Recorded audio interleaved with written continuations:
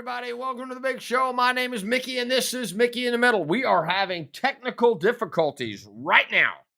So if you can hear me, please do me a favor, throw something in the chat that says hello or that you can hear me, because right now I'm not really sure, because I can hear me in here, but I don't know whether you can hear me out there. So anyway, I'm going to do the show like you guys can hear me. So welcome to the big show. My name is Mickey. This is Mickey in the Middle, the quintessential show for Middle Americans, where all Middle Americans are welcome. It doesn't matter where you've been, doesn't matter where you're going, just matters that you're here with us, the rest of the Middle Americans. So let's do this. I don't know whether my microphone is here.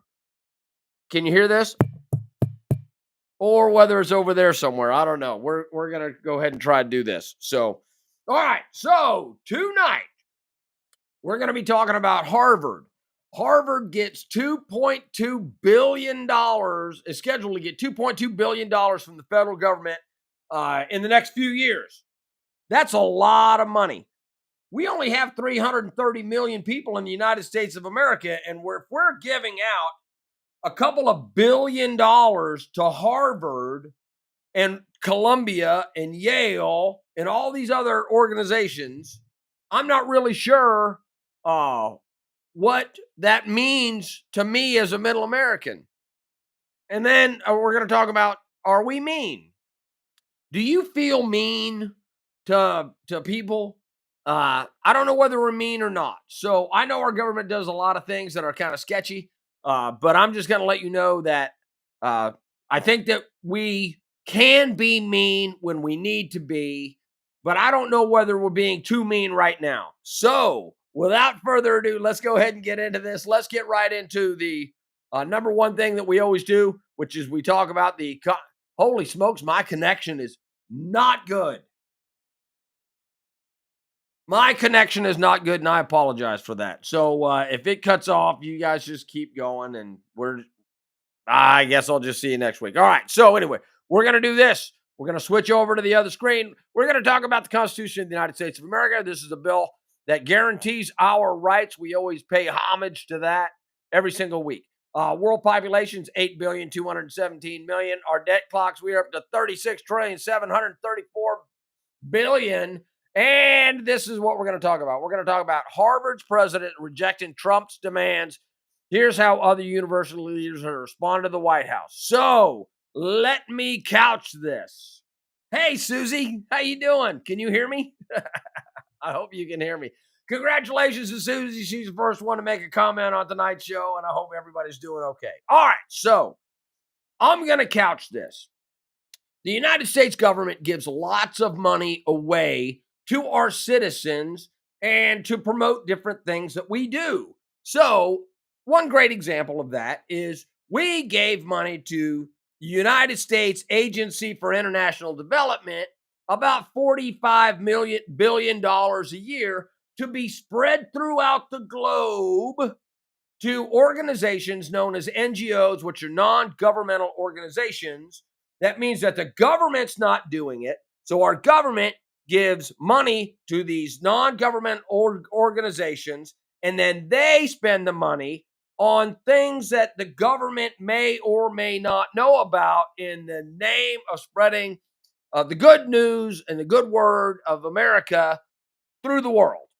Now, that one ended poorly for USAID. That's their name of them, United States Agency for International Development, because what they really were is they were a front for the State Department and the CIA to overthrow governments. And there's a long history of that, and I'm not getting into it. That's not what I'm here for. But what I'm saying is our government gives money to organizations in order to do things like take care of the homeless, for example, promote education, clean air. They want the states to do the right thing, so they bribe the states with our money. Now, we're going to get into this a little bit more later, because I've got a whole bunch of examples written down about how our government bribes us with our own money. But with that being said, the United States government, through the Department of Education and other programs, give money to colleges. Now, what am I talking about here? Well, so let's say that we need uh, money. Let's say that we have to fund something like the research for vaccination of a deadly disease. I'm not saying what's deadly disease. I'm just saying that we have to do some research. The government, through the National Institute of Health, through the CDC, through other agencies that might be working with other global networks, are going to take some of the money that they have in their budget and they're going to give it to organizations that will hopefully take that goal to heart and then be able to do that. So if you're going to research a virus and you're going to find a cure for that virus, then that means that somebody's got to get some money. Our government is moronic. They're not good at what they do. We're good at one thing. It's the Department of Defense doing whatever the president and Congress tells them to do. When we go, the Department of Defense runs around the world and we break things and we hurt people. Your Department of Defense is doing a great job. They've always done a great job. Very, very rarely after Vietnam, the Department of Defense dipped, but after that, it was all uphill. And the Department of Defense does a really good job because you cannot outsource defending the country. Because you can't outsource defending the country, that means that the country itself has to do it. Now, some people have talked about privatizing the Department of Defense, but I think it's too big to do because their budget is absolutely huge. And we got a lot of tanks and we need volunteers in order to do that. People do that because of love of country, not just for a paycheck. However, if you have organizations that are willing to take money, I'm sure that if you pay them enough money, they will also defend the country. Blackwater, I'm looking at you. So, with that said, and all my friends that are in Blackwater, I'm not picking on them, I'm just saying. So, the Department of Defense is the only agency in the United States of America that actually does the job of policing the world in which they are. Now, there are other agencies that have also taken on the task of doing the mission that they're supposed to, like the Secret Service. The Secret Service has been developed in order to protect the President of the United States. Treasury has been developed in order to take care of the money. And then they did something strange. They outsourced that to the Federal Reserve. Don't forget that because that's a point that's very, very important.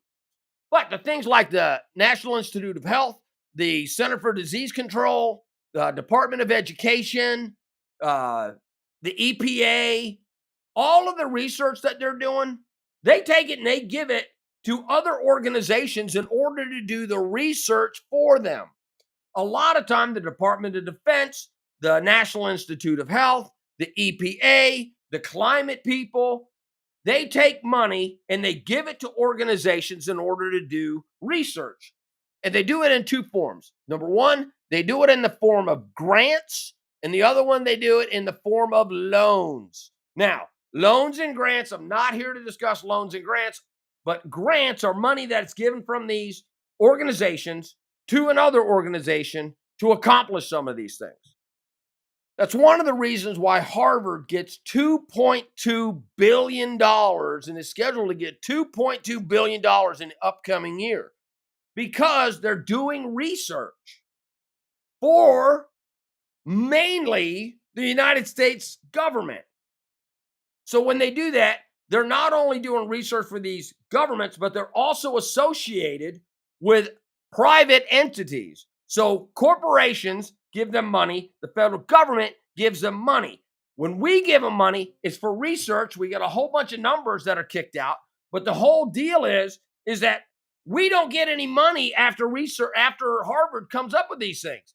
So if they invent a space Twinkie, it's a space Twinkie. It has all of the nutrition in it that you could ever need. Your proteins, your vitamins, your carbohydrates, and everything's a perfect balance. And it tastes like a Twinkie.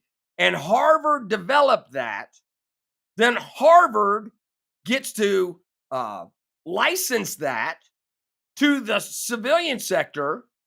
And then the civilian sector sells it to us, although we might have funded that. Isn't that crazy? So we fund things that Harvard does, and then Harvard takes that and then leverages that and uses the proceeds from that to fund their school. And then you have to ask yourself, where in the hell does Harvard get all of their money? So Harvard spends about $5 billion. Oh, what the heck? Hold on just a second. Hey, Siri, how much is Harvard's budget every year? Here's an answer from communityliteracy.org. $5 billion. So Harvard's budget is $5 billion a year. Here's the thing. Harvard's making money hand over fist from all of the private corporations, from all of these moms, from all of these dads, from all of these foreign students that are going over there. Their campus is really small. They don't have many people going to Harvard. Hey, Siri, how many students are at Harvard this year? I found this on the web. Oh, come on, just tell me. 24,596. So 25,000 students go to Harvard. So they're making money through their research and through their grants, and they have been making money for the last 150 years, ever since Harvard became a school.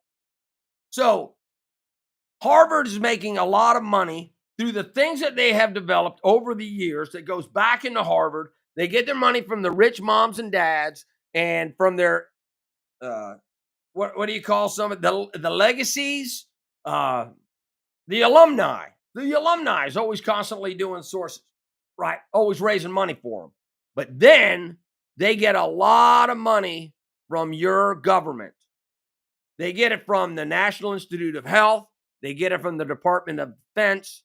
They get it from the CDC. They get it from the Environmental Protection Agency. They get it from the Department of Energy. You name a department, and I guarantee that they are sending money to Harvard. Why? Because Harvard's got some of the best scientists and some of the best minds in the country that are being paid right there in Harvard.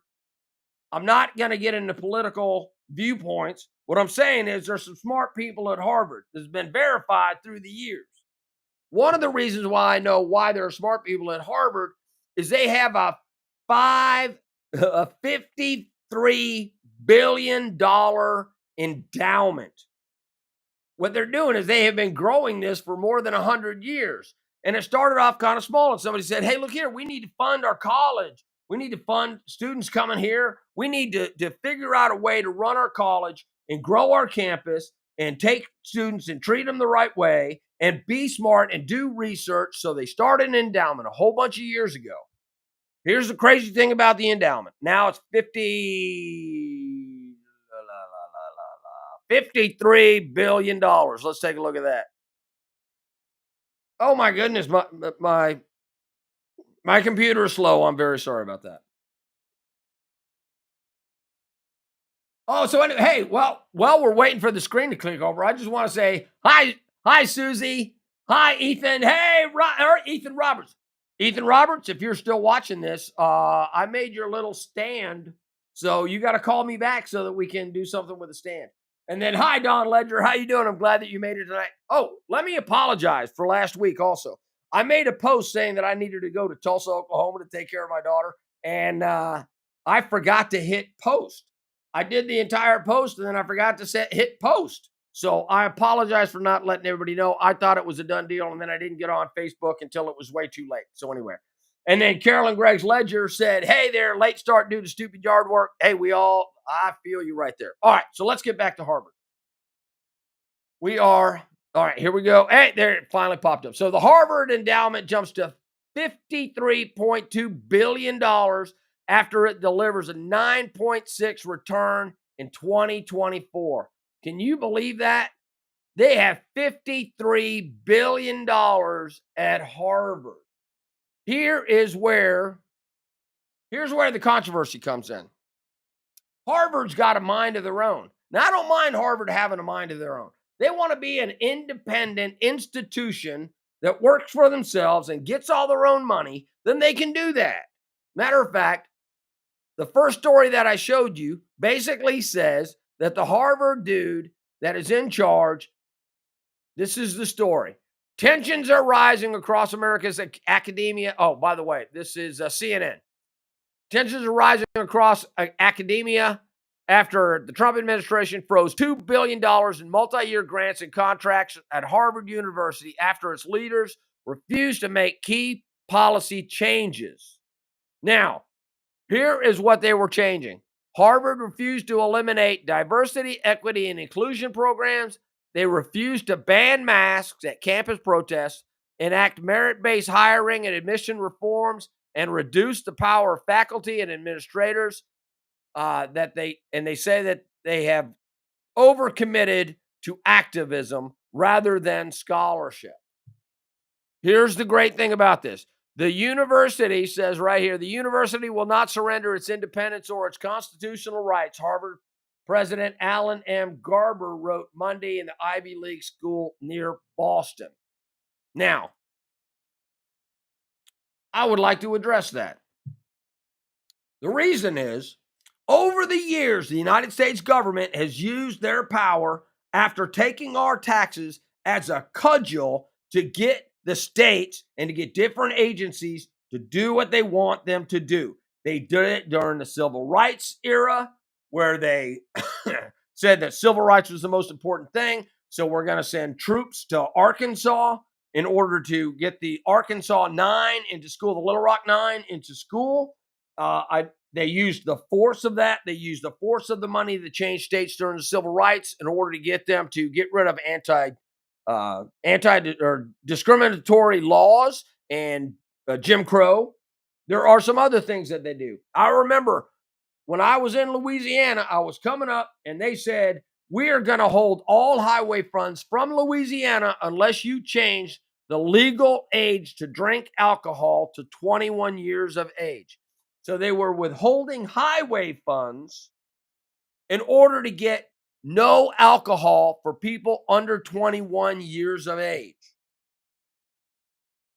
Can you do me a favor? Can somebody tell me what the legal drinking age being 18 or 21 has to do with driving? Because that's what they used. In other instances, they have also said that they are going to withhold funds for Real ID. If the states did not comply with the Real ID requirements of the federal government, we all have Real ID now on our driver's license, they're going to withhold funds. They did it in multi-years up to the limits being set what they are now for speed limits. You remember when they lowered the speed limit back in the 70s and 80s to 55 miles an hour?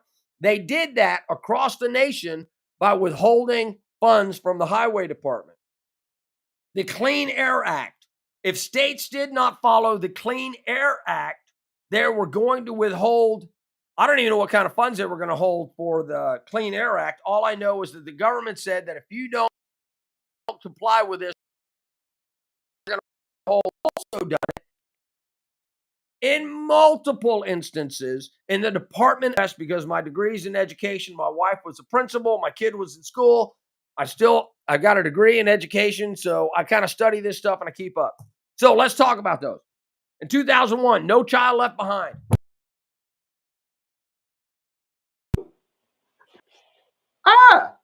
I just ruined it. Uh-oh. Hold on just a second. Ha! I broke it. Oh no. I'm tangled.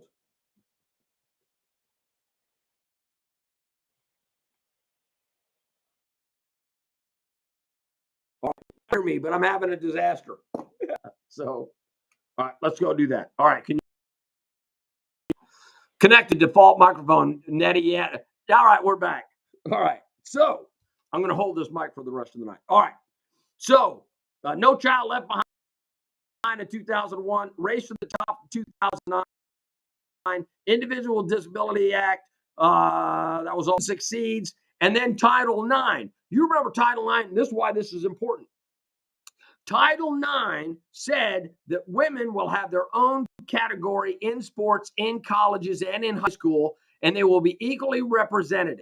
So men's sports took a hit, and men's sports in colleges and high school took a hit, and they said, hey, look here, we're not going to play high school or college men's softball anymore. We're going to turn that into a women's sport. Running for men, but we're going to with Title 10, women in sports have equal representation. That's why it's called Title 9. So Title 9 was about equality. So I'm having all kinds of technical issues here. I'm so sorry. So with that being said, put it like this.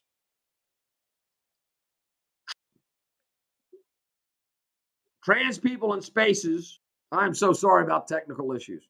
Trans people in spaces like women's locker rooms and women's bathrooms are an actually essential thing, because in 2016, Obama said that the through the Department of Education, that trans kids can go into bathrooms and locker rooms. And then Trump came on and said, no, they can't. And then came on and said, yes, they can. And now Trump is saying withholding funds for DEI on and off using the Department of Education funds since 2016. Why is this important? Because right now, Harvard is in the deal with the DEI thing. And Harvard's saying, we don't have to comply with you because we are Harvard. We are independent. And this is where I have a problem with that. Because if Harvard is independent, university will not surrender its independence or its constitutional rights. You don't have to. You don't have to, Harvard. But why are you getting my money to do your thing? Why do you have to take my tax money to do your thing if you're not going to comply? Because the federal government has been using money to get institutions and different organizations and states to do whatever they bid and whatever they want. The deal is you either comply with what they want or don't take the money. It's not hard for me. It's very, very easy to understand. Logan Calcaterra, great to see you, brother. It's very easy for me to understand that the federal government is going to use our tax money as a cudgel. That's a blunt hitting instrument. It's not a good instrument. It hurts when you get hit by one. But the whole idea is that our federal government has been doing this for a really, really, really long time. And this is just another example for it. So if Trump is going to withhold those funds, you have to ask yourself, is it legitimate that they withhold those funds? Are we required to give Harvard our funds? So what Harvard did in response to this is they told the Trump administration to get bent. And here's the other thing that they did. And this is where it gets scary. Because when Columbia folded and Yale folded and Stanford folded and all these other colleges folded, Harvard said, we have the best law school in the country. Matter of fact, almost half of the Supreme Court justices that have ever been are from Harvard. So I don't know how many people from Harvard have clerked at the Supreme Court, but that number is also huge. Harvard has been injecting themselves into the judicial system for years and years and years and years. That's why Harvard Law School is such a big deal. Because when you get out there, you're going to go to the most prestigious law schools in the world because they have great professors and they have great constitutional lawyers, and they are about to take on the Trump administration. So I want you to think about this. What's going to happen when the Trump administration gets bollywaxed? Is that a word? I don't know whether that's a word. What's going to happen when the Trump administration gets absolutely slaughtered in the court system because all of these Harvard judges and all of these Harvard lawyers are going to gang up on little old Trump lawyers in the Department of Education and in the Department of whoever's giving them money? And they're going to argue, hey, look here, you can't stop our funding.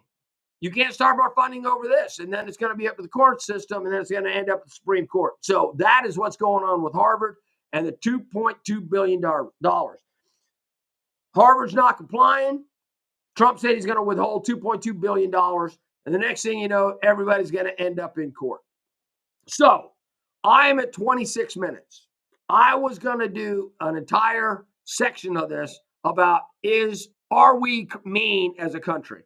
And the reason I'm asking, are we mean as a country, because there were people from Haiti and Cuba and the Dominican Republic and a lot of other Caribbean countries that came to the United States as on probation, and their probation is going to expire soon as probationary refugees.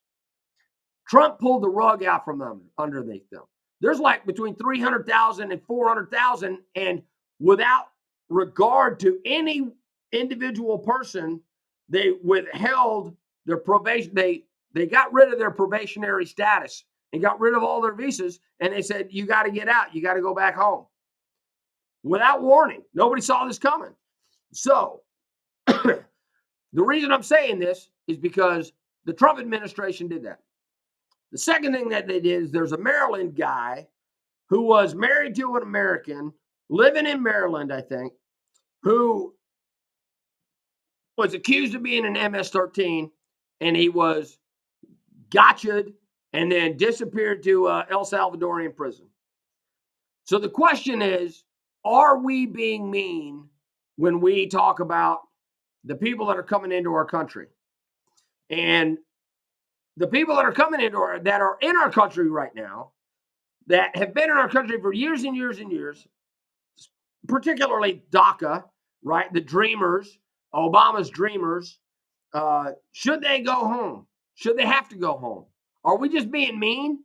We just revoked the probationary visa status of 30 to 50, 300 to 500,000 people from the Caribbean. And we had, hey, you can't stay here. Now, we're going to talk about that next time on Mickey in the Middle. So that's a teaser. We're going to be talking about, are we mean on Mickey in the Middle? Now, my name is Mickey. This has been Mickey in the Middle, the quintessential show for Middle Americans, where all Middle Americans are welcome. It doesn't matter where you've been, doesn't matter where you go. It just matters that you're here with the rest of the Middle Americans that are here. Hey, I would like to say thanks a lot for tuning in tonight. Like, share if you would like. If not, I will see you next week, Wednesday, 9 p.m. Central. You guys take care. Bye-bye. Love you.